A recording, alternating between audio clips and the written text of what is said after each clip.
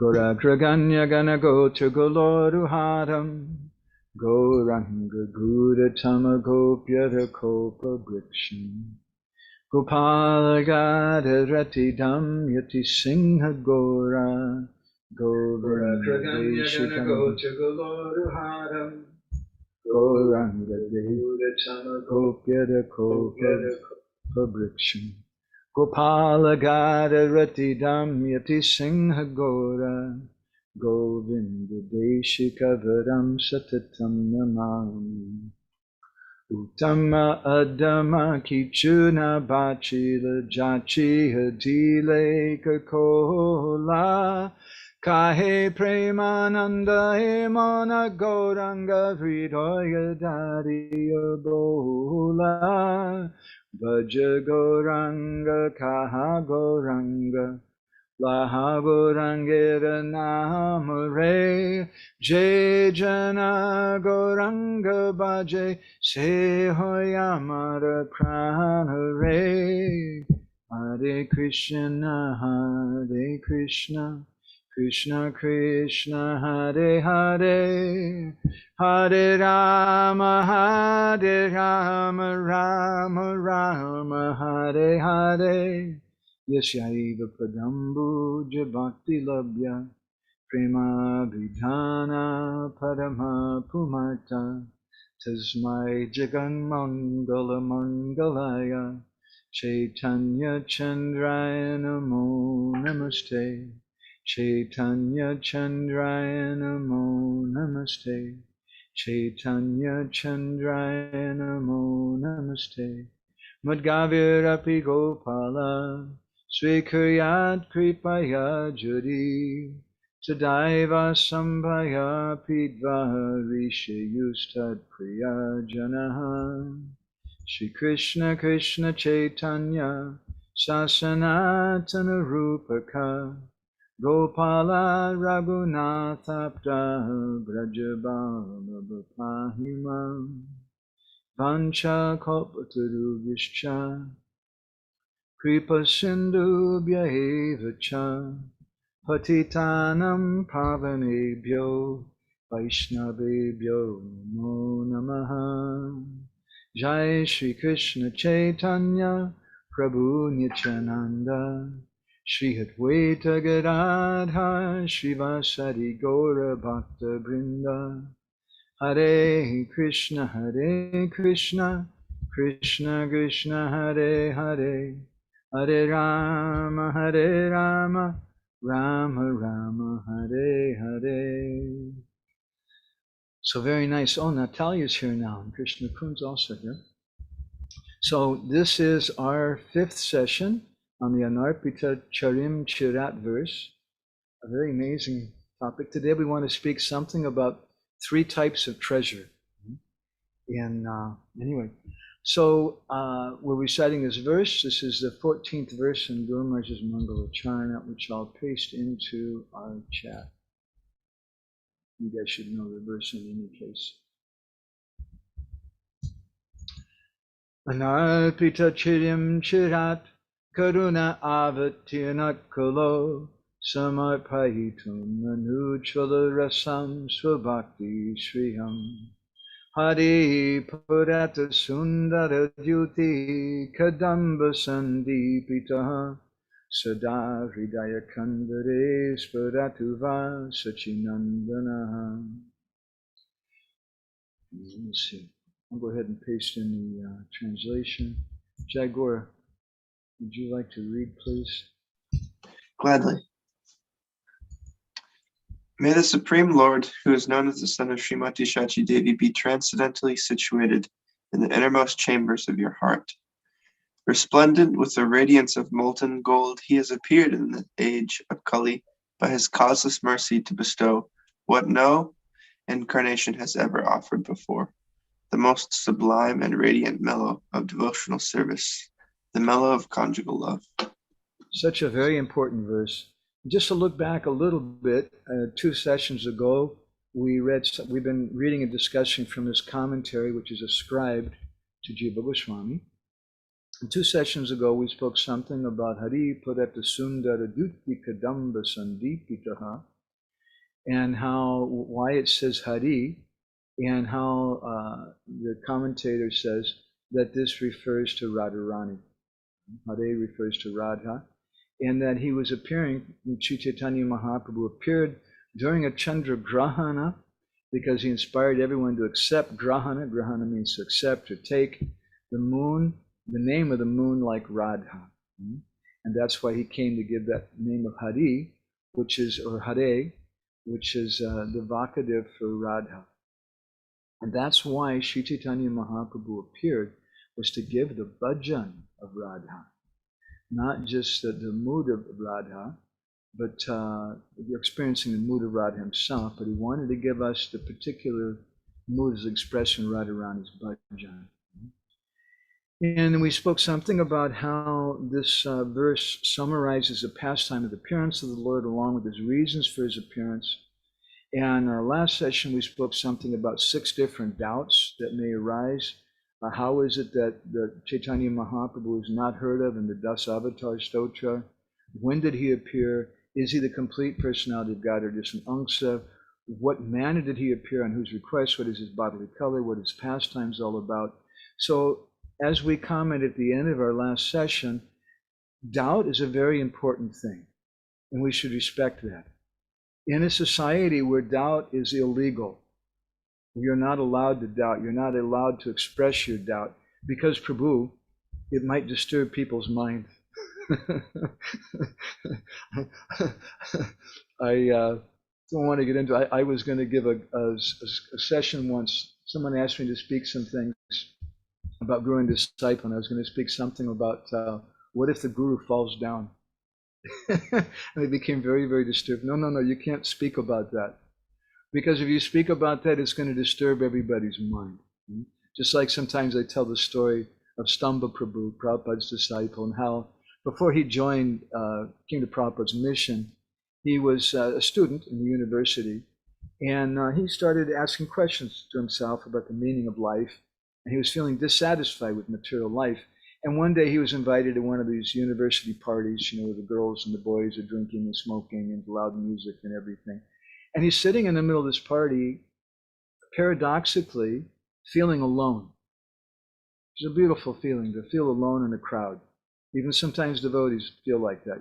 You're in a temple with 1,000 devotees, but you feel alone in the crowd, that nobody can really understand you. So he was sitting off in the corner of the room by himself, and at some point some pretty young college girl came up to him and said, "Hi, what's your name?" And started speaking to him. And speaking to him about all the important things in the mind of that young girl, like shoes and perfume, or records or recordings, whatever. And after some time, she got quiet, and it was kind of his turn to speak. And then he turned to her very sincerely, because he was starting to ask questions. And he said, "Have you ever thought about death?" And she got very upset. And she said, "You can't speak like that here. You'll spoil the whole party." So sometimes people, they treat doubt like that. And we don't want there to be doubts, because if there's no doubts, then everything is antiseptic and prophylactic. Everybody has the same color shoes, the same color kurta. If there's any doubts, you just don't speak about it, because if you do speak about it, you're a demon or something. That's wrong. We should encourage that. When we say that the Pari, Prashna, and Seva, the 3 types of Shavan Adhikar, the second is Pari Prashna.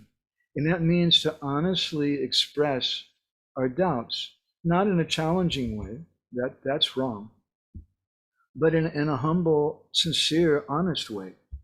So to continue our discussion from this commentary attributed to Jiva Goswami, we're hearing something more about doubts today. He says, okay, we went through those 6 doubts, but there's another doubt. If this Nimai Pandit is actually Krishna himself, then how is it possible? Because everybody knows Vrindavana Parityaya Parikam Nagachati. Krishna never leaves Vrindavan. He gets the most happiness from his Braj Leela.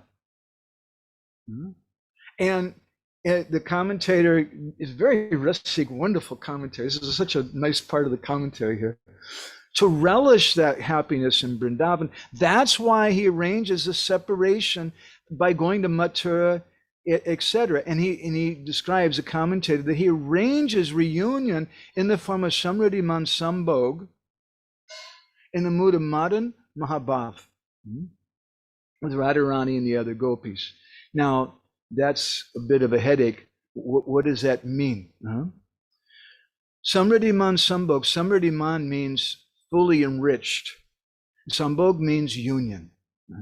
And Samriddhi Man Sambhog is defined by Rupa Goswami in his Ujjvala Lamani in chapter 15. He says, Durlabha lokayo yuno paratranjad viyuktayaho upabhogatirikto ya kirtate sa samriddhiman. Kirtate sa samriddhiman.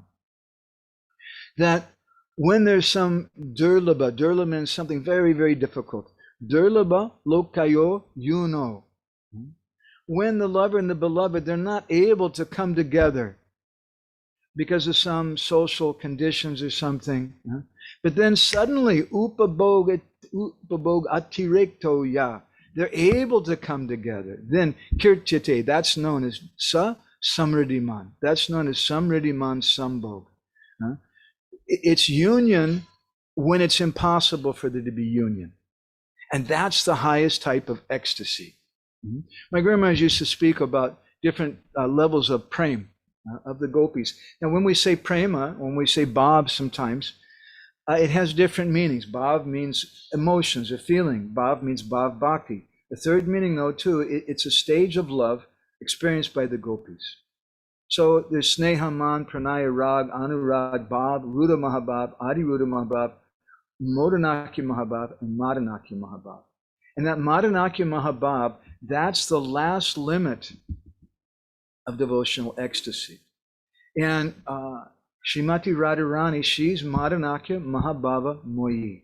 She's the embodiment of that Maranaki Mahabhava. So within that Maranaki Mahabhava, there's also Samriddhi Man Sambhog. It's two opposites in one container. There's separation, but there's also union. This commentator is a very, very rustic personality. I'm delighted to read what he's saying because my Guru spoke so much in the same mood. Samriddhi Man Sambhog means union that happens after it's impossible. Could you imagine for one of Prabhupada's dear disciples sitting in the room just now, and all of a sudden Prabhupada comes walking in? So let's say Vishaka Mataji has so much love for Prabhupada. Prabhupada all of a sudden comes walking in. Oh my God, how is it possible? Well, that's Samriddhi Man Sambhog. That's union after some impossible type of separation. And that's Gaura Leela. When Krishna left for Mathura, the gopis were disturbed. But still, they could go to Mathura. It's not that long a walk, as we often comment. Radhanath Maharaj, when he used to arrive by train in Mathura, used to walk from Mathura to Vrindavan. It's not that far. It takes maybe 4 hours or something to walk. So they could have walked that. But when Krishna goes to Dwarka, they don't know. Are they ever going to see him again or not? Just like when Gurudev leaves this world, it's a very, very painful thing for the disciple. They don't know. Will I see Gurudev again or not? And when again there's that union after an impossible separation. An impossible separation, an example of one is given in the 4th chapter, 4th act of Lalita Madhav. When Srimati Radharani commits suicide by drowning herself in the Jamuna. And that's a very inconceivable, very extremely difficult thing to understand. Oh my God, Radharani's spiritual, she's divine. How is it possible she could commit suicide? Why would she do that? What does it mean? How can she die? She has a divine body. There's no question of Radharani dying. And that suicide is not just as in the 8th chapter of the Bhagavad Gita, it's described about a banyan tree, which is in the spiritual world, but appears upside down here. So those things which are the most relishable and most beautiful in the spiritual world become the most abominable here. So suicide is one of those things. But in the spiritual world, that's the climax of feelings. And we see that even in so many literatures. For example, Romeo and Juliet. They commit suicide thinking that the other one is dead. That suicide, people glorify that. It's the highest type of love. So Srimati Radharani, thinking that she's not going to see Krishna again, that Krishna's gone, she drowned herself in the Jamuna. How now is Krishna going to be able to see her? How will there be sambhog? But then Radharani is taken by Jamuna Devi to her father, the sun god, and he gives her to his disciple in Dwarka, his devotee, Satyajit, and she becomes known as Satyabhama. And then there's Samriddhiman Sambhog in Gupta Vrindavan in that Dwarka, which is the same mood as the mood here in Jagannath Puri. And that's a very abstract thing. Some of you may be able to follow that thought. I don't know. I'm just putting it in the ether right now. I don't want to try to explain it. It would take a long, long time to explain it. So he says, the commentator says, that to relish this highest happiness, Krishna arranged separation, because Krishna saw that when there's union, Srimati Radharani feels separation. It's contrary. There, at the place known as Prem Sarovar, near to Barsana, Srimati Radharani was sitting in Krishna's lap. We often tell that story. And Madhu Mangal came, and there was a bumblebee harassing Radharani, and Madhu Mangal drove the bee away and proudly announced, Madhusudan is gone. Madhusudan means a bumblebee. And hearing those words, Madhusudan is gone, Madhusudan also is a name for Krishna. Radharani felt intense separation and began to cry. She's sitting on Krishna's lap. So Krishna thinks to himself that what is this madness? When we're together, she feels separation. But when we're separated, then she feels union in her madness. And that union is Maranaki Mahabhava, the highest level of ecstasy, which is the union within separation. It's a union known as Samriddhiman Sambhog. So, saying this then, he says, okay, if Vrindavan, Braj Leela is Krishna's favorite, and he arranges for this Samriddhiman Sambhog by going to Mathura, etc., in the mood of Maranaki Mahabhava, then why, if he's doing this eternally, why did he appear in Navadvip? And he explains that he appeared to distribute a treasure, which is spoken about in this verse, Swabhakti Shriyam. Now he says that generally there's three types of treasures. There's coins made out of gold and silver and like that, money. There are gems, like diamonds and emeralds and sapphires, etc.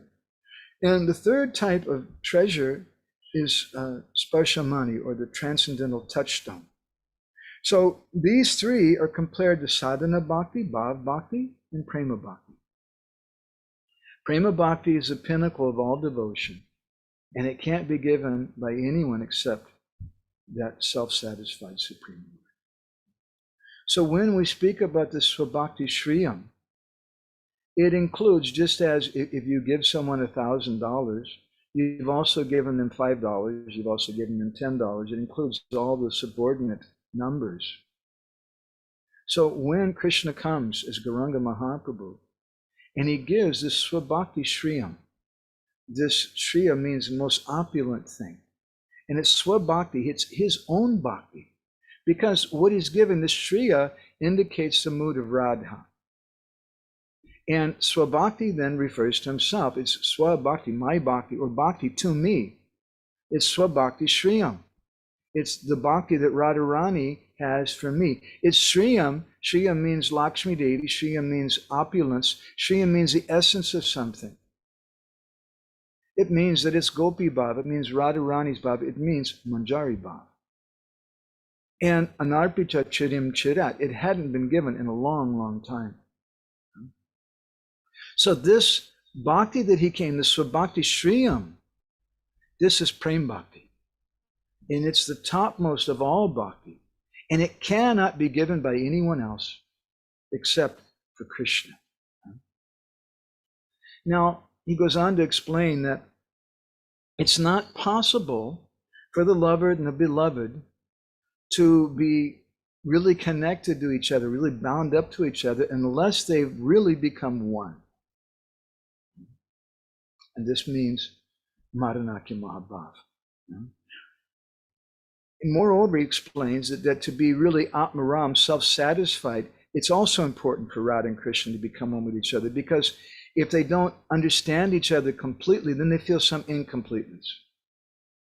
Just like when we try to imitate Radha and Krishna in our relationships between men and women, there's always some feeling of incompleteness. There's always some hopes. The girl's thinking he's always going to be so loving, he's going to be so wonderful, and this and that and the other. But as it turns out, he doesn't really understand her. And he can't in a complete way. He can't understand in the way that Radha and Krishna can understand, because their relationship is divine, because they're the divine couple. And they can understand each other only because they become one with each other. And they become, that oneness comes in Maranaki Mahabhava. Maranaki Mahabhava means external separation, but internal union. Internally, it means Samriddhi Man Sambhog. The most amazing reunion, when there can't be reunion, just as when Radharani's committed suicide. Because only if Radha and Krishna are one, then will they feel totally complete. So this Maranaki Mahabhava, this is the topmost of all prem, as we discussed. Ujjwal Nilamani defines Maranaki Mahabhava as Yoga Eva Bhavad Esha Vichittako Pi Maranaha. That Maranaki Mahabhava manifests only during union. But it's when union and separation are there together. So it proves that the experience of Maranaki Mahabhava only takes place when Radha and Krishna completely join together and they become Gauranga Mahaprabhu. So only in that combined form, Sri Krishna Chaitanya Radha Krishna Nahi Anya, does Krishna experience Maranaki Mahabhava and Samriddhi Man Sambhog completely. So when we speak about the Swabhakti Shriyam, what he's giving, he becomes so overwhelmed with that Mahabhava that he becomes Uttama Adama Kichuna Bachila Jachiya Dileka Ko. He doesn't consider who's qualified, who's not qualified.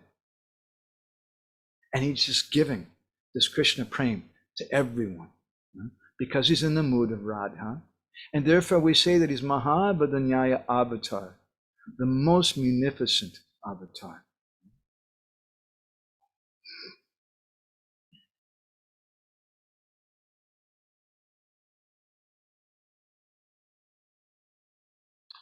So he gives an example that when a king, he defeats all the other kings in the world, and he comes back to his kingdom. At that time, his associates, on his order, they start distributing some of the booty, some of the wealth that they captured, the gold and treasures and horses and whatever it was. They start giving to all the different people. And that behavior is not considered inappropriate. It's not considered wrong. That's what you do when you come back from a war like that. You give the things that you've captured to everyone. Similarly, Gauranga Mahaprabhu also, there's no consideration whether people are qualified or unqualified. He's distributing everyone. He's doing that through his associates like Nityananda Prabhu, Srivas Thakur, and Sri Gurudev. So the question again comes here. I want to focus a little bit about this. Why then did he appear in Navadvip? So I'd like to take you on a little bit of a journey, my evening, your morning, some of you, This is taken something from some research I did a few years ago, and we published also in our Bindu magazine, issue 413, if you want to kind of review this later on.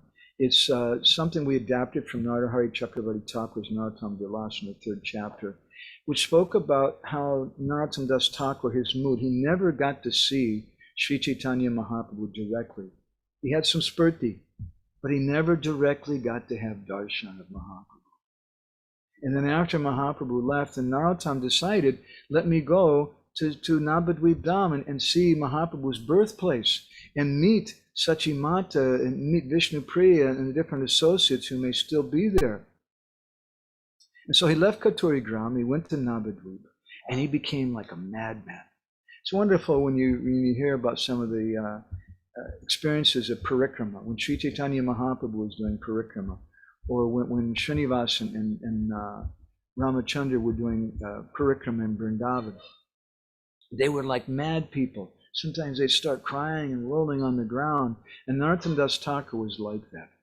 He was like a mad elephant. Huh?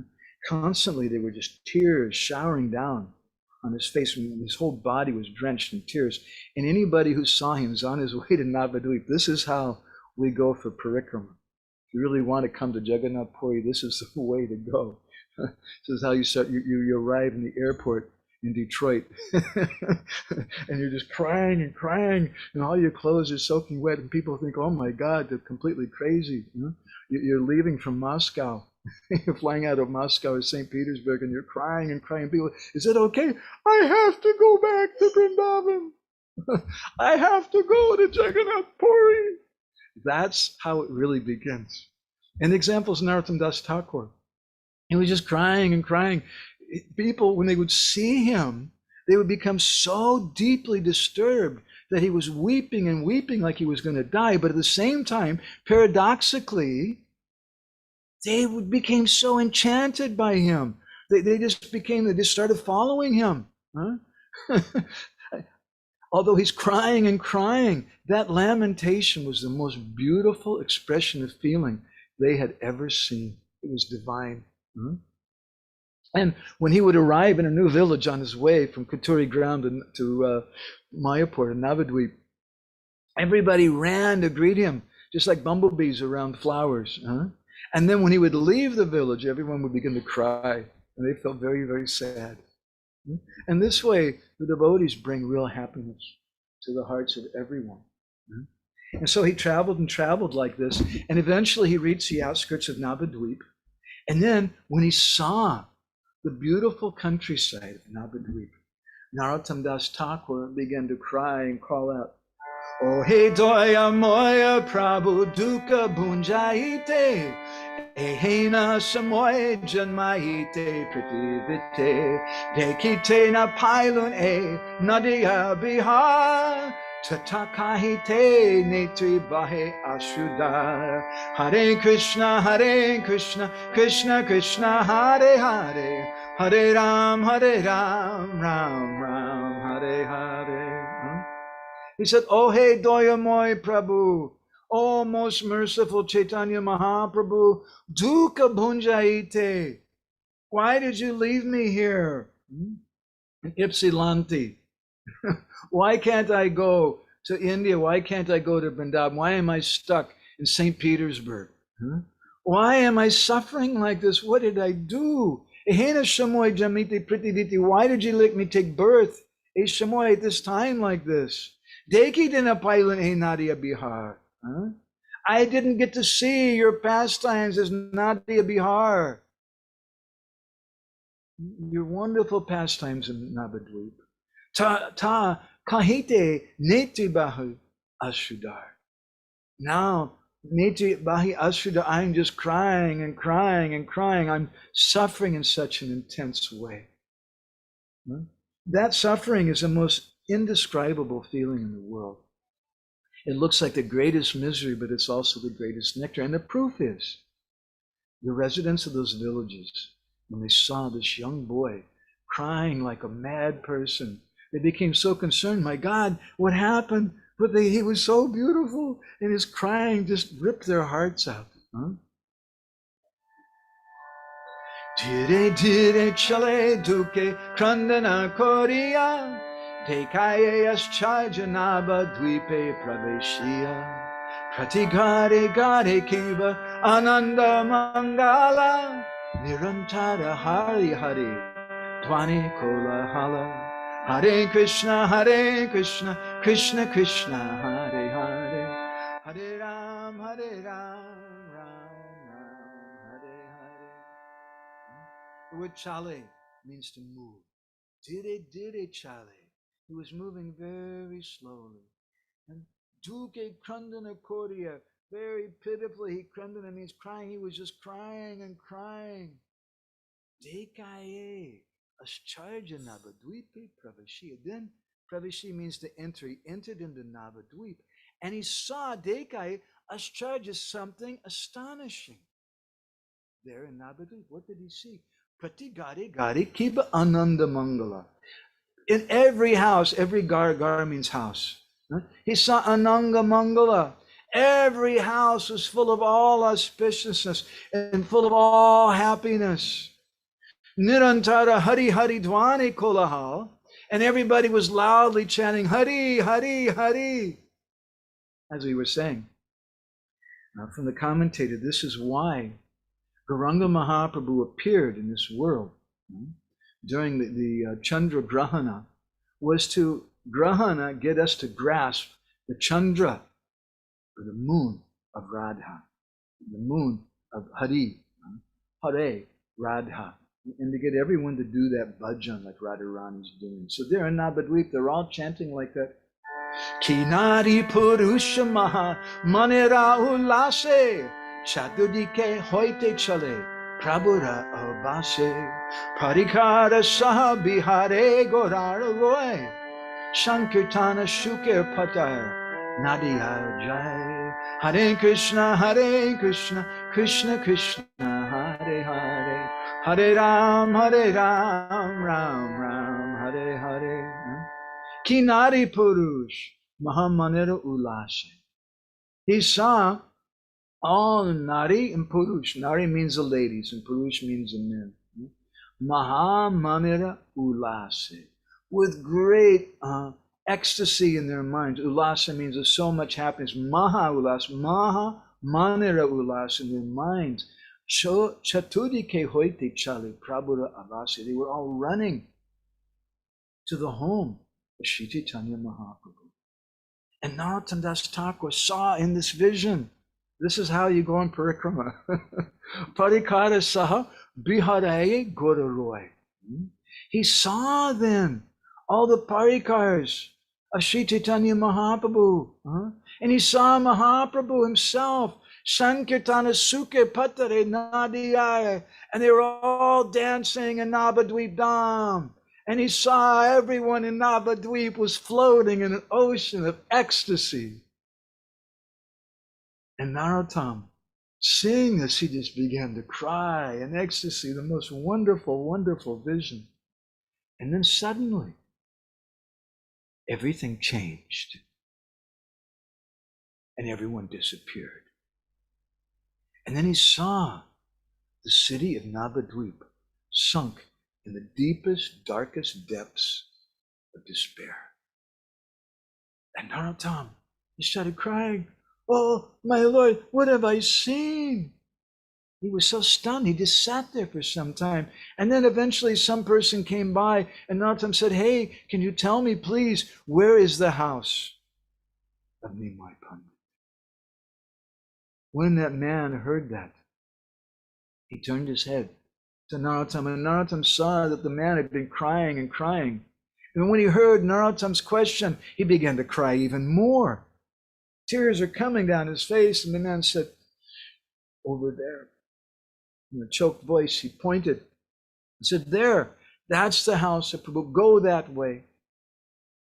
And when Narottam Das Thakur saw the house of Nimai Pandit, Sri Chaitanya Mahaprabhu, he also began to cry. And just at that time, by Krishna Chaitanya Mahaprabhu's arrangement, Mahaprabhu's associate, Suklambar Brahmachari, came there. This is how we enter the Dham. The price is intense desire, and crying and crying.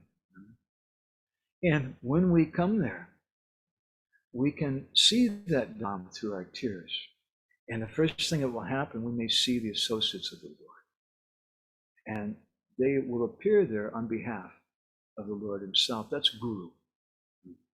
Sukumbar Brahmachari happened to be going by, and he saw, who is this boy? He's just crying and sobbing. And when Narottam saw him, he bowed at his feet. And Sukumbar said, who are you? And the young boy said, my name is Narottam. And Sukumbar began to cry, picked him up and embraced him. And with a choked voice, he told Narottam, he said, once Gauranga was absorbed in ecstasy in the village of Ramakeli, and he started calling out your name with love. He predicted that you were going to come here. You should know all the Mahants, all the great devotees have all been waiting for you. Because Mahaprabhu's disappearance is unbearable for us. Because of that, some of us have already left this world. My Guru Maharaj used to say that after the disappearance of Sri Guru comes a very dark period. And we're waiting in that dark period because when Gurudev is not there, when Srila Prabhupada is gone, who is there who can decide should ladies be Guru?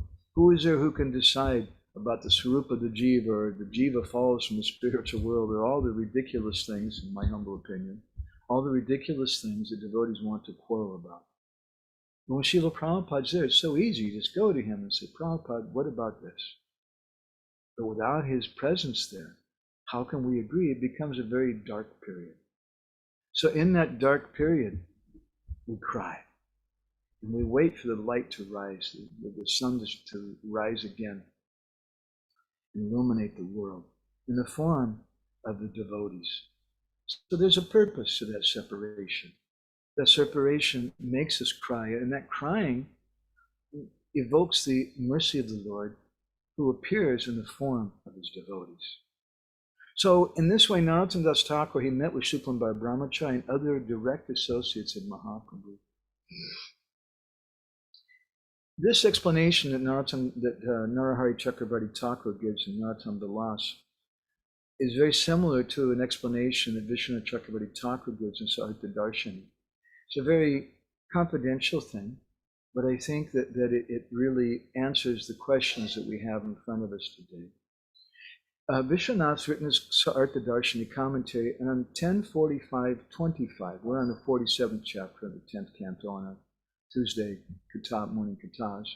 In the 45th chapter, he speaks about Nanda Maharaj leaving Krishna and Balaram and Mathura, returning to Vrindavan, and how at that time Krishna manifested two forms of himself, two forms of Nanda Maharaj. Hi, Krishna. Can everybody hear me okay? Yes. He manifested two forms of himself, two forms of Nanda Maharaj, two forms of himself and Balaram, two chariots. One stayed there in Mathura, and the other returned to Vrindavan. So these two sets were present simultaneously in Vrindavan without seeing or contacting each other. It's a very, very esoteric thing. Vishwanath says that there are two chambers in Vrindavan, a chamber of union and a chamber of separation. We always hear about Nitya Vrindavan and that spiritual world, and sometimes we hear about devotees who have some spurti of that dham. Like once it said that Sanatana Goswami was sitting at Keshigat, and one wealthy king, Man Singh, came there and said, Maharaj, I've been looking for you. Are you a Sanatana Goswami? Yes, I've been searching everywhere for you. I'm a rich king, and today is your lucky day because I want to give you a big, big donation. What do you want? I can do anything. I have money. We can build 1,000 temples. We can redo Vrindavan. We can do this or that or the other. He had this abhiman, this pride. And Sanatana Goswami wasn't very impressed because a sadhu doesn't want money.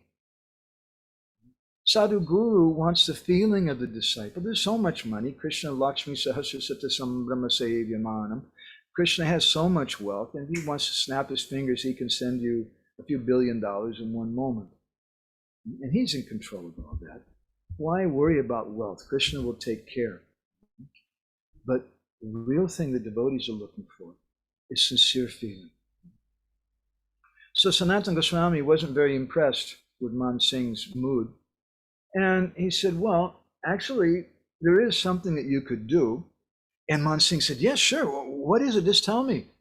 And Sanatana Goswami says, well, you see just over here, that brick here, in case you got down by the water there, that brick is broken. Maybe you could fix that brick.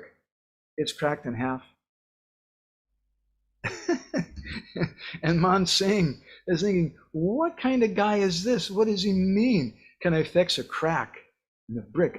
I can build temples. I can do practically, I can make a city here. And Sanatana Goswami is saying, said, yeah, just go look at it. Okay, so he went and looked at that brick. And by the mercy of Sanatana Goswami, he had some spurti, and he saw the actual Dham, the reality of Vrindavan Dham. He saw that chamber of union when Krishna is always present. Vrindavana Parityaya Padikam Nagachati.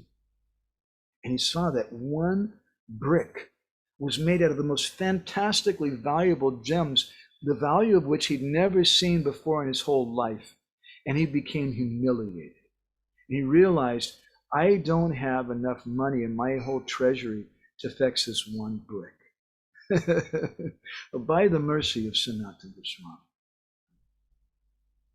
So a similar point also is made by, philosophical point is made by Rupa Goswami in Laghu Bhagavatam. He describes that when Narad Muni went to Dwarka, he saw so many different manifestations of Krishna who were present at the same time, but they were all doing different activities. Rupa Goswami, he describes, Ascharjam ikadaikatra vartamanani api dhruvam parasparam asamprikka sarupanyeva sarvata. It's Ascharja, it's very, very, Ascharja means astonishing. That although ekadaikatra, these two forms were present in the same place, in one place, but two forms were present there. Each form was unaware of the other form and didn't contact. This is a very, very esoteric part of our philosophy. Vrindavana Parityaya Padikam Nagachati. Krishna never leaves Vrindavan. And there are two chambers in Vrindavan. One chamber, it appears to be separation, and the other chamber is a chamber of union. And that Nitya Milan is always going on in Vrindavan. But sometimes Krishna manifests some separation so that he can manifest this Samriddhiman Sambhog, this Maranaki Mahabhava, and then he manifests a different place, which is also Vrindavan, which is known as Navadvip in Jagannath Puri. So Vishwanath Chakravarti Thakur, he gives Uddhava's visit to Vrindavan as an example of these two separate chambers. How in the 46th chapter of the 10th canto it says that when Uddhava entered Vrindavan, he had a similar experience to what Narottam Das Thakur had when he entered Navadvip. When Narottam entered, he saw everybody was so happy. They were all dancing. There was Harinam going on everywhere. Everybody was chanting and crying in ecstasy. And Mahaprabhu was there and all of his associates. So similarly, when Uddhava first entered Vrindavan, he saw the cows and calves and everybody dancing and happy and singing the glories of Krishna because, he said, they were directly associated with Krishna. But then in the 47th chapter of the 10th canto, Uddhava entered the second chamber of Vrindavan, where he saw the pain and suffering the Brijbasis were experiencing in separation from Krishna. So he's asking the commentator why it is that Navadvip was manifest. If Krishna is fully satisfied in Vrindavan, and Vrindavan is the only place which satisfies him, why then does he manifest as Navadvip Lila? So I'd like to take you on a little journey further in Bhaktivinoda Thakur's Navadvip Dham Mahatmya, the Parikrama Kanda. This is chapter 2. Kali Kali Tirtha Shabha Achanta Durvala Navadvipa Tirtha Matra Pada Hare Krishna, Krishna Krishna, Hare Hare, Hare Ram, Ram Ram, Hare Hare. This is what I'm about to share with you was something I wrote in a letter some years ago to a devotee who was reading Navadvip Mahatma, and he came across this particular verse. Kali Kali, in the age of Kali, Tirtha Sabha Atyanta Durlabha. All the different tirthas, Atyanta means very much, Durbala, there's no bala, there's no strength, Durbala, they're very, very weak. Oh, thank you, Krishna Kun. Let me just fix it. Sometimes that happens when I play the harmonium on the keyboard. Yes, when you're starting to play, it's going down. Yeah. The sound. Okay. So I think it's okay now. The volume's back up again. Sometimes it goes down. So, but Navadvipa Tirtha Matra Parama Prabhala. Navadvipdam Matra Parama Prabhala. It's supremely Prabhala. Navadvipdam is supremely strong. So he asked me this question. He says, what does it mean? Does it mean that only Navadvip is the Tirtha in this age of Kali, and we shouldn't bother with Vrindavan, we shouldn't bother with Jagannath Puri? That was his question based on this verse. And so I gave him a long response, some of which you'll hear today. Prabhura Ichchai Se Tirtha Bahudina Aprakata Mahima Achila Spurtihina Hare Krishna, Krishna Krishna, Hare Hare, Hare Ram, Ram Ram, Hare Hare. But Prabhu Ichchai, by the Lord's Icha, by his desire, say Tirtha Bahudin, for many, many days. Bahudin, Bahu means many, and Din means days. Say Tirtha Bahudin, Aprakata Mahima. The Mahima, the glory of this place is aprakat. It was hidden. Achila Spurtihina. And no one saw it. No one could understand the nature of Navadvipdam. Kalira Prabhava Jabe Achanta Varila Anyatirtha Swabhavata Nishteja Hoila. But as the Prabhav means the influence or power, Kalira Prabhava Jabe Achanta Varila, as that power of Kali Yuga increased, Anya Tirtha Swabhavata Nisteja Haila. Teja means some Shakti. But Nisteja Haila, all Anya Tirtha, all the other Tirthas, they lost Nisteja. They lost their power. So how to solve that problem? Bhaktivinoda Thakur describes it a few verses later. Navadvipa Dhamma Ami Koriba Prakash Sehidame Kalira Bangiya Visadat Kirtana Koriya Jibe Kore Atmasata Hare Krishna, Krishna Krishna, Hare Hare. He says that Navadvipa Dham Ami Koriba Prakash. The Mahaprabhu said, I'm going to manifest Navadvip Dham. And say Dhami. Now by that Dham, Kaliya Bhangiya. Bhangiya means to break. Vishadat. Vishadat means, Vish means poison and Data means the teeth. Bhangiya means a break. I'm going to break the poison teeth of Kali. By Kirtan Koriya Jiva Kori Atmasat. By doing congregation chanting, by doing Harinam. He says, Yatta Dura Mama Nama Hoibe Kirtan. As long as my name is sung, and Tata Dura Hoibe Ta Kali or Moya, then Kali will be controlled. Now this is interesting, because in the beginning of the discussion, it said that that all these other tirthas, Kali, Tirtha Sabha, all the tirthas, Adyanta Durbala, they're all very weak. Anya Tirtha Sabhavada, Nisteja Hoila, all the other tirthas lose their power.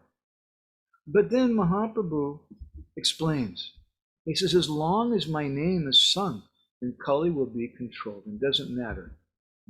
If you're in Germany, if you're in Michigan, if you're in St. Petersburg, wherever you may be, if we're chanting Krishna's name, Kali Kukur Kadanjari Chao He Kali Yuga Pavana, Kali Boya Nasana, Shri Sachinandana Gao He, Kali Kukur Kadanjani Chao He. If we chant Krishna's names, then the dog of Kali will be controlled. Mahaprabhu comes with a big stick in the form of the holy name to drive that out. So in this verse,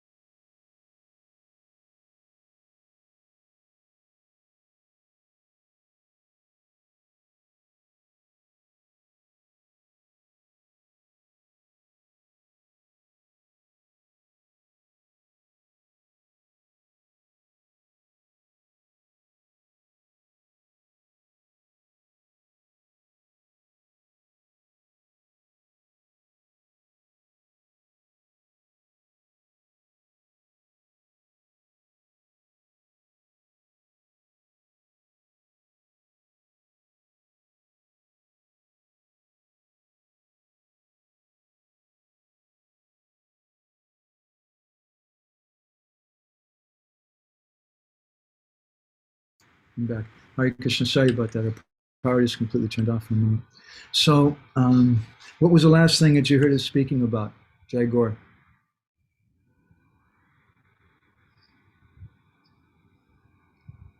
I can't hear you. You're muted.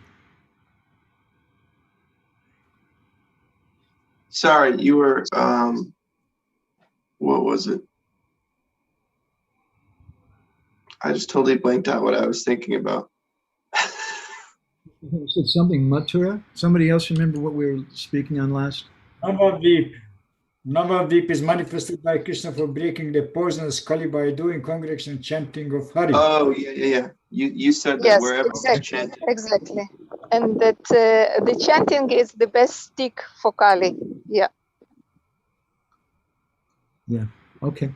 So, Mahaprabhu says, Jata Dura Mama Nam Hoibe Kirtan, Tada Dura Hoibe Tea, Kali or Maya. He says that as long as my name is chanted, then Kali will be controlled. And he says, Kirtan Korye, that this phrase Kirtan Korye is significant. Mahaprabhu says that he will manifest Navadvip through Kirtan. This is what we were mentioning. How if we do that Kirtan, everything is okay. No matter where we may be in the world, maybe in a dark, terrible place like Russia or Estonia or something. But if we're doing Kirtan, then Navadvip will manifest there. Vrindavan will be manifest there. The Bhagavatam describes Bhavad Vida Bhagavatas Tirtha Bhuta Swayam Vibho Tirtha Kurvanti Tirtani Swanta Stena Gadabhita. Yudhishthir tells Vidura that my dear uncle, that Bhagavatas, Bhagavat means a devotee, it means a book Bhagavat, means a devotee Bhagavat, Tirtha Bhuta Swayam Vibho, that your Tirtha Bhuta, your holy place is personified, because you're carrying the Lord in your heart. Then you turn all places into places of pilgrimage. So this is an amazing thing. Prabhupada speaks about this also in one purport in Madhya Lila chapter 7, Chaitanya Charitamrita. He says, it does not matter whether one lives in a holy city like Vrindavan, Navadvip, or Jagannath Puri, or in the midst of European cities where the materialistic way of life is very prominent. If a devotee follows the instructions of Sri Chaitanya Mahaprabhu, he lives in the company of the Lord. Wherever he lives, he converts that place into Vrindavan and Navadvip. This means that materialism cannot touch him. So this is our movement. And this is Anarpita-carim cirat karuna avatirnakul. This is the mercy of Sri Chaitanya Mahaprabhu He's only attracted, because he's Krishna, he's only attracted to Vrindavan, but he's manifesting that Vrindavan through Navadvip. Navadvip meaning through the mercy of that kirtan. So that Dham is manifest wherever the holy names are present. Of course, that means present means wherever they're properly chanted, because Kali has 10 arrows that he uses to attack the movement of Mahaprabhu, the 10 offenses of the holy name. And niraparadi namloi pai premadana. If those offenses are not present, then the name will drive Kali out. But if they are present, then Kali will even enter into the Dham, in what appears to be Mahaprabhu's movement. And we see that. There's meat eating going on, alcohol and sinful activities, prostitution and things going on in the Dham. So Puri and Vrindavan are both Nityadhams, or eternal abodes. There's no question of them losing potency. They're always present. But they may be covered over and may be lost in mundane vision. And that seems to be happening, especially with Vrindavan somewhat. But in the words of Radha Govinda Maharaj, who's a lover of Vrindavan, once Radha Govinda Maharaj, someone gave him money for a ticket to go to America. And so he, along with his assistant, took his assistant, they took a taxi to the airport in Delhi, and they went through security and customs and everything, and they're waiting to get onto the plane. And suddenly Radha Govinda Maharaj turned to his disciple and he said, "I miss Vrindavan. Let's go back." And they just walked out of the airport and went back to Vrindavan and didn't go to America. So, as Radha Govinda Maharaj once commented, someone said that, oh, Vrindavan is becoming like Delhi. And he said, yes, but even if Vrindavan becomes Delhi, it's still Vrindavan. So Prabhupada, he writes in one purport in Chaitanya Charitamrita, Madhya Lila 22, he says, one who understands the transcendental nature of Navadvip and its surrounding area, where Sri Chaitanya Mahaprabhu enacted as his pastimes, always resides in Vrindavan. Similarly, living in Jagannath Puri is as good as living in Vrindavan. The conclusion is that Navadvip Dham, Jagannath Puri Dham, and Vrindavan Dham are identical. It's Prabhupada's words. It's Chaitanya Charitamrita, Madhya 22, 132. So Sachi Mata, she's a great authority, the mother of Nimai Pandit, mother of Mahaprabhu. She stated, Nilachali Navadvipa Jadwe Gar, that Nilachal, Jagannath Puri, and Navadvip Dham, they're two rooms in the same house. So this is where I want to finish up with our discussion today. And we'll continue this in our next session. But I just want to look back a little bit on what we focus on today. The question comes that if Vrindavan is the topmost abode, then why does the Lord manifest his Navadvip Leelas? What is the necessity of that? And the answer indirectly is given in these two phrases, Samriddhi Man Sambhog and Maranaki Mahabhava, Maranaki Mahabhava.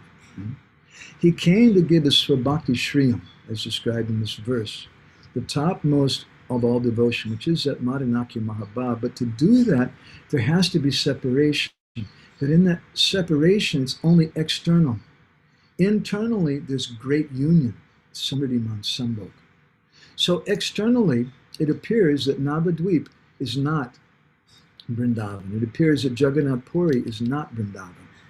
Externally, it appears that Vrindavan is bereft of the association of Krishna and Krishna's associates. But that's just the chamber of separation.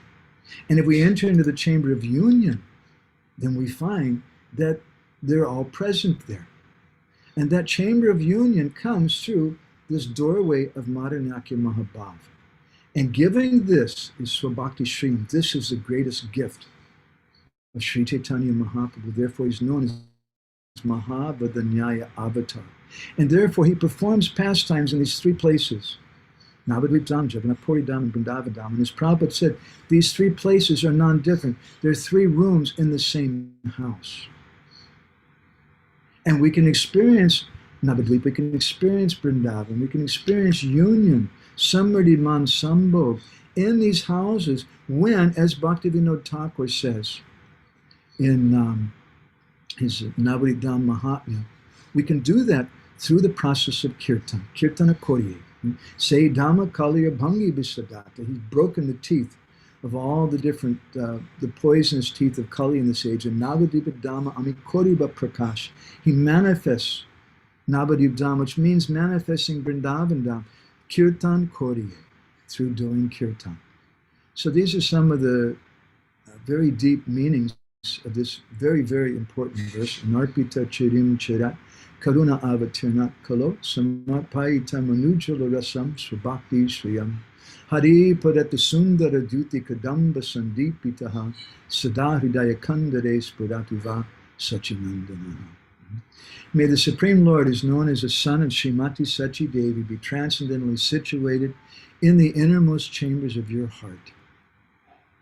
Resplendent with the radiance of molten gold, he's appeared in the age of Kali, by his causeless mercy to bestow what no incarnation has ever offered before, the most sublime and radiant mellow of devotional service, the mellow of conjugal love. So today we spoke something about these meanings of this word, Swabhakti Shriyam. And I want to stop there. I hope it's not too much for everybody to digest and you don't have a stomach ache or anything. Does anybody have any reflections, comments, or anything? Let's see.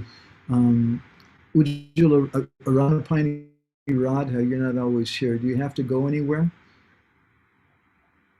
I know Ujjula Rasiga usually has to go, so I was calling her first. Hare Krishna. Yeah, I have to go. Right now I'm not at home and I have to go to another place from my friend's house right now. Thank you so much for the katha. It was wonderful and it was so relevant to hear about crying for coming to the Dham. It's so important. Just because I'm going through it right now with all this visa situation. And to see Narottam's example is so inspiring.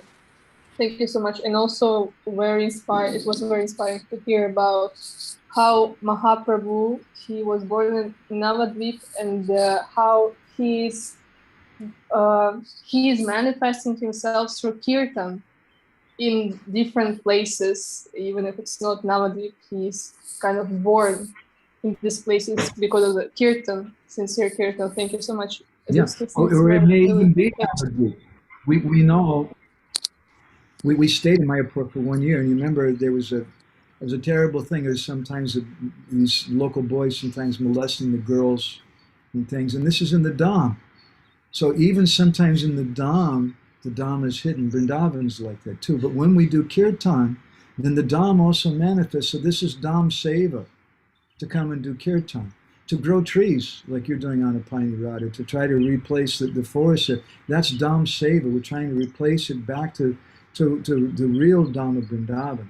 And when we do Seva like that in the Dham, and then we have to leave the Dham, it really makes us feel very intense separation. I can only imagine how you must be feeling right now, because it's nice if we go for vacation to Vrindavan or to Mayapur and we eat some nice prasad and we enter in the kirtan. But when we do seva there, and we put our heart in that seva, and then we have to leave, and we don't know when are we going to be able to go back. That must be very intense. Yeah, it makes this separation very intense. Thank you so much for the katha. Hare Krishna, thank you. It's a very special mercy on you, Anarpita. You're feeling like that. Your Guru Maharaj's mercy. Thank you.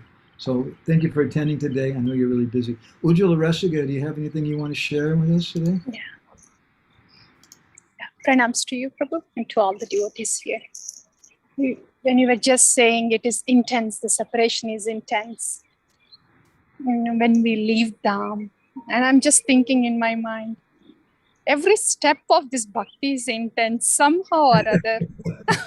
I mean, during Anardhan Vritti, it is intense. And when you start getting a little attachment for it, there is an intensity, separation. It is just a little pause in the intensity and little variation in the quality of the intensity. That's how it feels like. But isn't it that everything in this world is really intense? A young girl falls in love with a boy and gets married and has so many hopes and plans, and it hurts so much. Sometimes he leaves her and goes to another woman or something. And in one sense, why should that hurt? Because you're a self-contained package. But it hurts so much. It hurts because we had hopes. and aspirations there. So that kind of pain is here.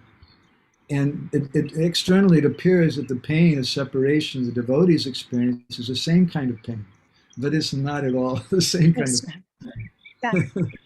And one more thing is, Prabhuji, see in the Anartha Nivritti also, there is pain, and of course the pain that is experienced during separation by the perfected souls. They experience the bliss within. But which category is this, that the pain that is experienced by a soul during the process of Anartha Nivritti, there is separation from Krishna there too.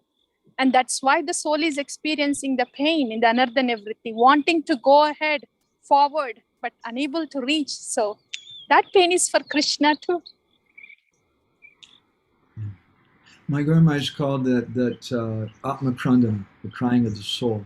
When we start to become a little awake, and then we do Bishad Yoga, the yoga of lamentation, we begin to lament about our situation. Because we don't really do that. We just come and we're religious, and we do 16 of these and 4 of those, and we give some money, and we do what we're supposed to do. We dress in a certain way, and we get up at a certain time every day. That's nice. You're getting some kind of sukriti. But we want that intensity. And that intensity comes when we start developing intense relationships with devotees. You know, I was just reading a transcription of a discussion with Prabhupada, or it was a letter actually, Prabhupada wrote to Guru Das. Guru Das was telling him that, Prabhupada, I see a lot of the Western devotees when they come to Vrindavan, Guru Das was president there at that time, they just gossip and they have a good time and things, and what should we do? And Prabhupada wrote back to him and said, yes, this is very bad. Everyone should do some service when they come to the Dham. Ujjwal Rasagya, when you were here, you were doing so much service and things. And when we go to the Dham and we do service, it's so powerful. Jai Gaurabana Biharni, there's so much service. And I remember you guys, practically every day, I see the garage door here in our library that Jai Gaur made, and I see the painting behind me that Bana Biharni made, and I remember those things, and you make you touch the Dham with that, and we remember that. It makes an impression on us. Thank you, Prabhuji. Thank you to you all. Hare Krishna. Thank you, Ujjwal Rasagya. Let's see. Yeah, as far as my volume, I'm just reading some of the comments now. Do ladies human being? Does that mean are ladies human beings? Is that your question, Brajabanita? That's a controversial subject. If I don't exactly. Answer that's what I'm thinking. It's controversial subject, right? I have my wife may beat me. Yeah, I have few things to share if I can. Let me just comment real quick on your reflection there. Okay. I'm not sure exactly what it means, but do you know in the history of Christianity, at one point, it was part of their philosophy, they didn't think that women had souls. Yes, I know. Sure, yeah, I know. Women were animals. It's pretty bad. But you know what interesting? You know what interesting? That Christianity and also Islam came from Judaism. You know that, actually. Right. And in Judaism, woman, lady doesn't have to go to a synagogue, to the temple. You ask me why? I tell you why. Because they support that, they think that woman already better. She's born better than the man, so she does not need so much learning. She's clever by the nature. That's what they think. It's interesting thing. I just think about now because you just started to talk about it. But I have two other things to talk about, if you will give me space. Just a quick question. You're not driving your car, are you? Yes, I am going, but I just stopped to listen to you, to hear you. I was just scared. If I was in your car and you're moving around like that, you're driving. No, I'm not driving. It's just standing now. It's only parking now. Right. Go ahead. But I have few things. I was wondering about two topics when you was when you were speaking. One, it's about that Mahaprabhu is Karuna Avatar and the most merciful. And he gives his mercy and he shares his mercy. It doesn't matter without unconditional. So I was thinking myself, could it make any harm? Because, you know, the people can take it cheaper. Because when someone gets something for free, for nothing, he just doesn't understand the value of it. He just, you know, he just can go through and didn't keep it just because it's for free. I mean, I'm talking about the mentality of the human being. So maybe it's kind of speculation thinking, but I'm sharing with you. So maybe it could make any harm because the person doesn't need to do something for this. You know, he just get it, and because it was so easy, he just can throw it out. This is one thing that I have. Another thing that I have about this topic is that when you say that the guru doesn't need money, when you say about this story about Narottam Das Thakur, that he said in some connection that Guru doesn't need our money, that someone came to him and say, I will build for you temple, I build all city of temples for you and this, and Guru said, no, I don't need your money, just go and put this brick just in the wall. And I was thinking to myself about it, that sometimes, and you say that the guru actually needs our feelings, and that I was thinking, remember in my head that Gurudeva once told story about Rupa Goswami. I think it was Rupa Goswami, yeah. When they were sitting and listening, all 6 Goswami and other high Vaishnavas were sitting and listening to the Katha of I don't remember who, don't remember who, and everybody cries and was rolling in the dust of Vrindavan and crying and rolling again and just stunned. And just Rupa Goswami was sitting without moving. And someone asked what he came to him and said, what going to, just came to him to check what's going on. And he put the piece of the cotton to his nose and he got he got burned. So what I tried to say that no all persons in the world express the same way the feelings. So one will running on the ground, another will do nothing. But the question is, does Guru can see it by the external expression? This is the two things. Thank you. Thank you. Prabhupada once I forget the first one. You can remind me in a minute. Let me just address the second one.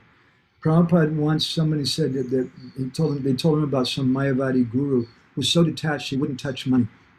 And Prabhupada just laughed. He said, my guru, give me more money. And Prabhupada wanted that. But mark my words. If you build a temple, and the temple is just built with money, and it's not built with feelings of the devotees' hearts, then the activities that will go on in that temple will not be fully satisfying. If all we're doing is we're trying to build a temple just out of money, we're just thinking money, money, money, then what is going to happen? But if we're thinking this is for Krishna, the devotions, and we want money for that, but the devotion is there first. It's a very subtle difference. It looks the same. But we've seen many temples, maybe big temples that are built out of money, but they're not built out of love. They're not built out of feelings. And those temples, the atmosphere there is not appropriate. So it's a fact. Gurudev, many times, especially in our movement, Prabhupada wanted to build big buildings and do so many big things, and we should. And for that, we need money. Money's really important. We shouldn't be like hippies and just, I'm not going to take that. But we should understand, Prabhupada also writes in the 2nd canto of the Bhagavatam, the devotees should be extremely careful when they take donations. That every penny, every piece of it is used for the proper purpose. We should be very, very careful that our attitude is proper. Otherwise, it becomes mundane, and we've all unfortunately seen that also. People just want to collect money, money, money, and they're not thinking about bhakti anymore. And what kind of temple is that? Mm-hmm. So what was your first point again? Just touch on it and help me remember. It's about the unconditional sharing of bhakti of Chaitanya Mahaprabhu. That someone who can collect it, he doesn't understand the value, so he can just throw it out because it's so free. So doesn't make it make it cheap? Yeah. In one sense, that's all of us. That we hear some value. We hear that if you just offer obeisances one time, then 1,000 of your ancestors will become liberated. You'll go back to Godhead if you just chant one name, you do this and this. We hear things like that, and we focus on those things, which are all external things. The internal thing means that Krishna Kun's going to kill me. She's recording this, and I had it on pause for the last half an hour. Recorder. Anyway, sometimes we don't see the real thing. We just see the external thing, and we're cheating ourselves. But in another sense, we're not being cheated as long as we're continuing to chant, because that chanting will give us hope. That chanting means that sooner or later, if we keep doing that, our consciousness will be rectified. And in this line, you can't cheat like that. Someone else could come and put on a show and say, yeah, I want to get this thing, but you can't just put on a show and trick Chaitanya Mahaprabhu. And if someone really gets what Chaitanya Mahaprabhu has come to give, you'll appreciate it. Because really getting it doesn't just mean that you wear a sari. And I know you like to wear saris, Brajabani, too. It doesn't just mean that you... Yes, I'm just for this reason, I'm waiting to come to Puri just to get a few more sari. Yeah. I'm sure. It doesn't just mean that you wear a sari or a dhoti and you dress up like a devotee. But it means that you have some experience, that we have some bhav. It doesn't just mean Vaidhi Bhakti. These three types of gifts are compared to Vaidhi Bhakti, Bhav Bhakti, and Prema Bhakti. And the real gift is a Prema Bhakti. And the Vaidhi Bhakti, that's the beginning stage. And if you've got that, you haven't gotten the real gift. We want to keep going till we get the gift of Bhav Bhakti and the gift of Prema Bhakti. And when we get that gift of Prema Bhakti, we'll be so very, very grateful. That's the symptom of Bhakti. One of the first symptoms is Kritagya, that we become grateful. And where there's no gratitude, there's no bhakti. So Mahaprabhu, what he's giving is bhakti. What he's giving, intrinsic in that is that gratitude. Is that okay? It's nice points. Yes. Thank you. Yeah, thank you very much. You were making me nervous, the way you were moving. I couldn't tell if you were driving the car, if it was sitting. I thought, oh my God. Okay. Thank you, Brajabanita. And Natalia, do you want to share anything? Hare Krishna, thank you very much. Very just so intense, such an intense lecture, so many beautiful images. I liked very much that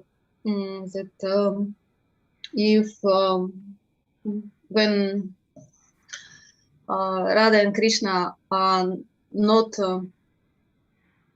completely one, they feel this incompleteness.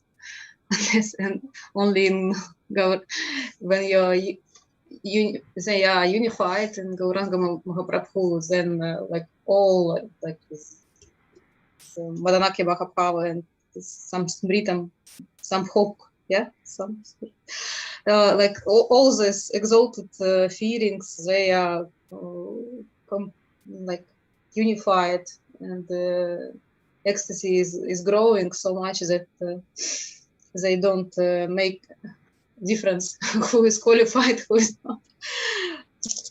And also, I like the point that we manifest Navadvip by singing kirtan and chanting and holy dham, and it made me think again that in 12th canto of Srimad Bhagavatam, it is said that soon people will come to Ganges and Ganges and Jamuna just to wash themselves, but and think that all the sins are gone, but they will forget to associate with sadhus who live there, and also our temples are not just for temple activities, but for associating with sadhus. Should be. Thank you for commenting like that. We should always remember that. And if we see there's some problem, there's always going to be problems, then it's our duty to Srila Prabhupada to try to keep that temple atmosphere alive by inviting sadhus, by doing kirtan, by having nice Krishna katha. Thank you very much, Natalia. I appreciate that. Gornitai Prabhu, do you want to share something? Nice to see you. Are you still in Germany? Yes. In a very strange, very unique situation. Uh-huh. You never visited, you told me, you wrote that I came here after 30 years again, because at the beginning of the Hungarian Yatra, got a lot of help from German devotees, from Western devotees, and we built up the Sankirtan by the really enthusiastic example. But then we remained our own place, and it's happened that I never came back. So now I'm invited. And I was amazed to see a beautiful temple. They are much better than at that time. But one very strange thing, they have one great Nishimhaditi, like a black, big, like 1 meter or more.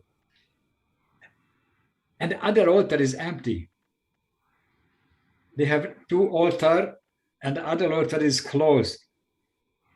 And there is no Radha Krishna deity, there is no Gaur-Nitai. They have a 1/2 meter beautiful Gaur-Nitai deities in the background somewhere in a room. And they are speaking, maybe Gaur-Nitai's mood is not matching with Nishingadev, and Nishingadev is more powerful, doesn't allow Gaur-Nitai to stay. And I was confused, sorry, how? And Nishingadev is not different from Gora, so we worship through him, Gora. And I was thinking, no, something is not correct, but I cannot say because I'm not not a learned person. But I feel that, every morning we have a darshan time, opening the curtain, and not going down, not.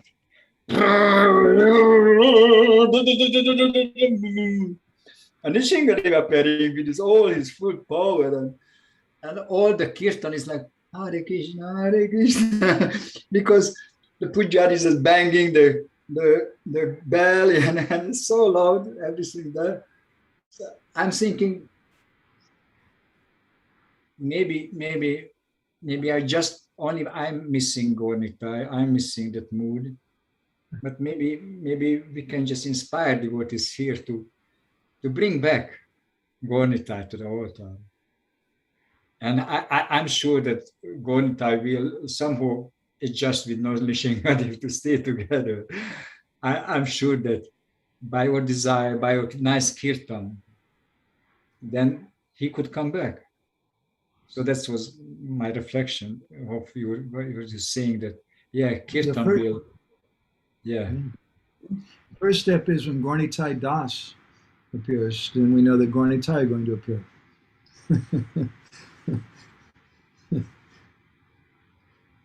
That's the beginning thing. Yeah, that sounds a little disturbing. Many times I've been to Goloka Dham in Germany. I've been to Berlin and a few other places, but I haven't been to the Nrsimha farm yet. Okay, that's a call someone's making for me. I need to get back to them pretty quick. Let me go ahead to Jai Gaur and see if he has something. Thank you very much, Gaur-Nitai Prabhu. Jagat Prabhu, do you have any reflection you want to share real quick? Yeah, Prabhu, it was all so nice, really rich class.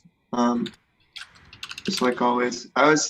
First of all, that pastime with Radha Govinda Maharaj was really sweet, where he just went back to Vrindavan from the airport. I like that a lot.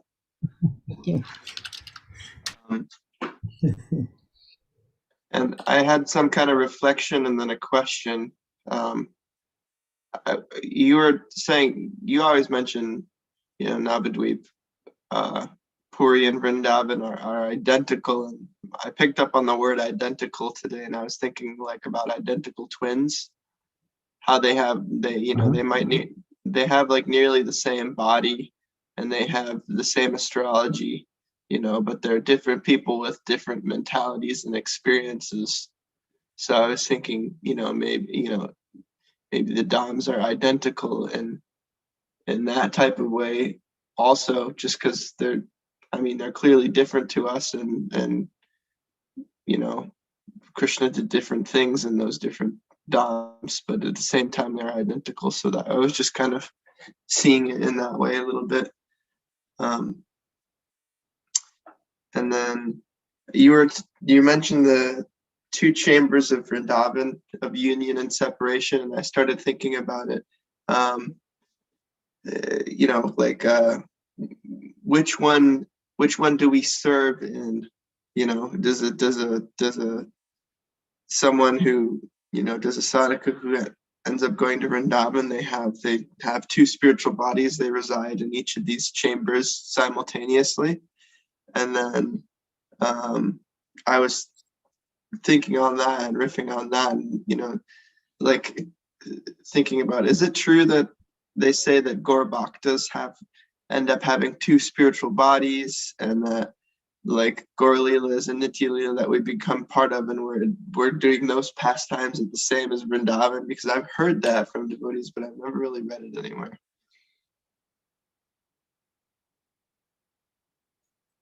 Bhaktivinoda Thakur mentions that, I think, in the Navadam Mahatmya. It's not that it happens to everybody, but some devotees may have that. I'd love to, today I gave a talk, we called it Kirtan Katha Symbiosis. I can post a link later in our WhatsApp group to it. It's a short talk, it's only maybe 20 minutes. And we discussed some things about the connection between Kirtan and Krishna Katha. And one of the things that we read from Srila Bhaktisiddhanta Saraswati, and he says a very powerful thing. He says, until one personally enters the Lord's pastimes, one cannot chant about Krishna's pastimes. Isn't that pretty heavy?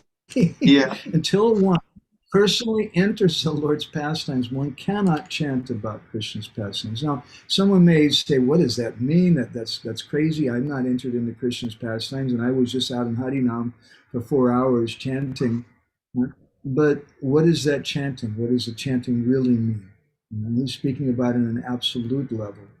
So in our stage, we can see the chamber of separation. We can serve in that way. And we come and we want to serve the Dham primarily by remembering the devotees who are doing bhajan here in Vrindavan, in Mayapur, in Jagannath Puri, and the type of bhajan they're doing. We want to hear about the katha, want to hear their kathas they're doing, their understanding of the Dham. And through that, we'll enter into the Dham. We'll be able to see it, the Dham may manifest to us, even in the same way that it happened in Narottam Das Thakur. Is that okay? Yes, Prabhu. I was also thinking about when you were just speaking that, Bhaktivedanta Thakur said that he wanted to go to do bhajan in Kurukshetra because that's where the need was the greatest. And so that would be like serving in separation in some sense. Is that correct? Yeah. Yeah. When that separation is that, that's when we're needed to go, and that's Gauranga Mahabhava, it's Gaur Leela. He's in need. He's feeling separation from Krishna. Therefore, Sri Damodar and Roy Ramananda are doing kirtan for him. But his need is so intense because it's Radharani's need. She's feeling so much separation from Krishna that we're trying to get the entire universe engaged in that kirtan. It's amazing. Even the residents of the Hash Bash. like that. Okay. Is that okay? Yeah, thank Ujjwala you. Resi has something here. I should go. She says there's always going to be problems. It sounds like the statement of a mother who have teenage daughters. A simple statement is applicable both for external situations and internal situations when we're wanting and trying to serve Krishna. I appreciate it very much because we don't look for that problem to go away so we can serve better. Just pray to Gauranga, continue to serve, problem or not.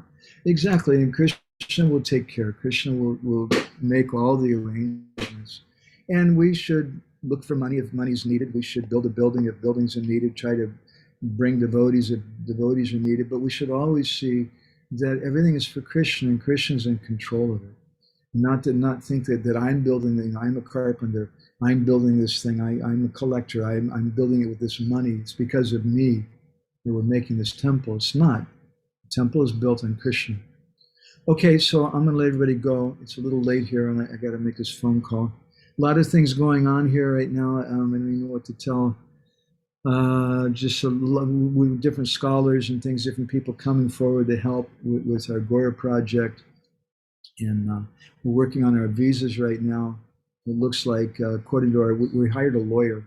And according to the lawyer, it looks like we're going to be able to get a visa. It's not confirmed yet, but it looks like we'll have at least a 1-year visa, which we can extend up to 5 years after we get that.